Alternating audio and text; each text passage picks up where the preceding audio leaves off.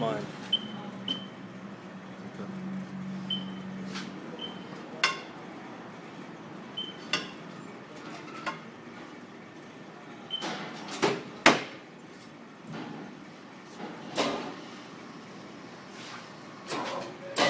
That's without a tire.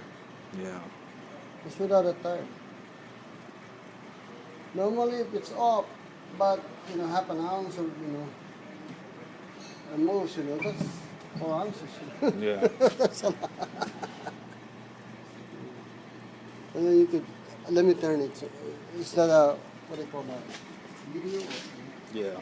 You could see it